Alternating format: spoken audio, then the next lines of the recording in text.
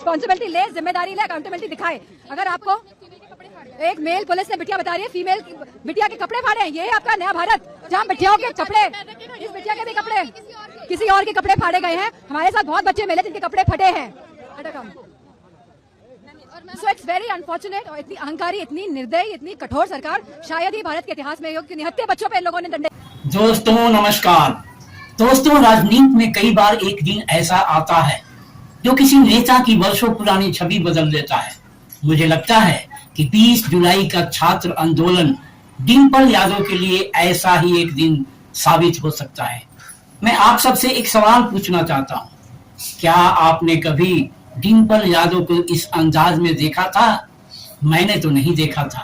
अब तक जब भी हम संसद की कार्यवाही देखते थे तो डिंपल यादव जी अक्सर शांत, सौम्य और मुस्कुराती हुई दिखाई देती थी।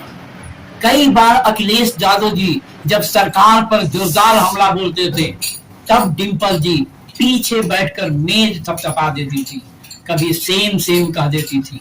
बस लोगों की नजर में उनकी पहचान यहीं तक सीमित थी। लेकिन 20 जुलाई को जो तस्वीर सामने आई उसने बहुत लोगों की सोच बदल दी। जब पुलिस और प्रदर्शनकारियों के बीच तनाव का माहौल था तब डिंपल यादव पीछे हटती हुई नहीं दिखी। वह अपने साथी सांसदों और आंदोलनकारियों के साथ आगे बढ़ती हुई दिखाई दी। उन्होंने जिस आत्मविश्वास और संयम के साथ अपनी मौजूदगी दर्ज कराई, उससे यह संदेश गया कि वह केवल संसद की नेता नहीं बल्कि जरूरत पड़ने पर सड़क पर भी खड़ी हो सकती हैं। दोस्तों, राजनीति में भाषण देना आसान होता है, लेकिन संघर्ष के समय मैदान में खड़ा होना हर किसी के बस की बात नहीं होती। यही वजह है कि मुझे लगा डिंपल यादव के राजनीतिक जीवन का यह एक महत्वपूर्ण मोड़ हो सकता है।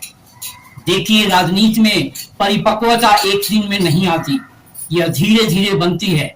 पहले जनता आपको किसी की पत्नी, किसी की बेटी या किसी के बेटे के रूप में पहचानती है, लेकिन एक समय ऐसा आता है जब आपको अपनी अलग पहचान बनानी पड़ती है। मुझे लगता है कि डिंपल यादव अब उसी दिशा में आगे बढ़ती दिखाई दे रही है।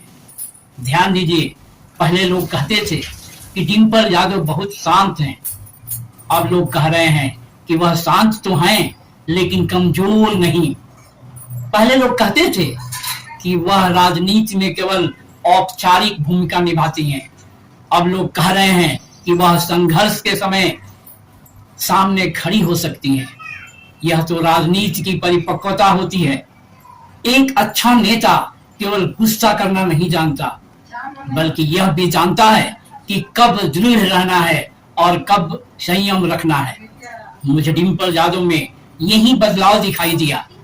और दोस्तों, एक बात और, समाजवादी पार्टी की राजनीति भी मुझे दिलचस्प लगी।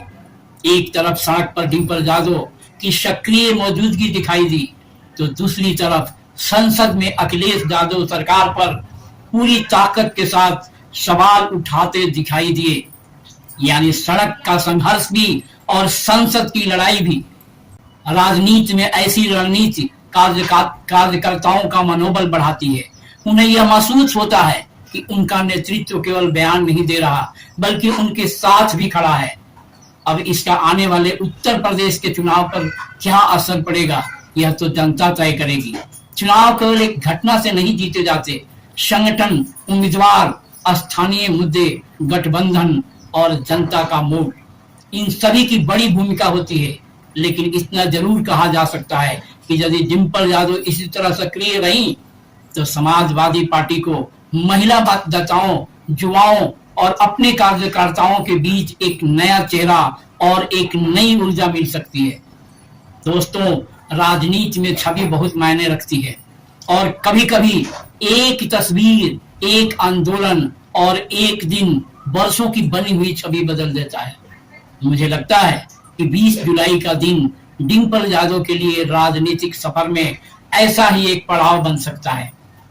अब मैं आप सबसे जानना चाहता हूं, क्या आपको भी लगता है कि 20 जुलाई के बाद डिंपल यादव की राजनीतिक छवि पहले से ज्यादा मजबूत और परिपक्व हुई है, या फिर आपको लगता है कि अभी उन्हें खुद को और साबित करना बाकी है। अपनी राय कमेंट बॉक्स में जरूर लिखिए। अगर आपको मेरा यह विश्लेषण पसंद आया हो तो वीडियो को लाइक कीजिए, अपने दोस्तों के साथ शेयर कीजिए और रमाश्रय वॉइस चैनल को सब्सक्राइब करना बिल्कुल मत भूलिए। तो दोस्तों, आज के लिए इतना ही। धन्यवाद। जय हिंद, जय संविधान।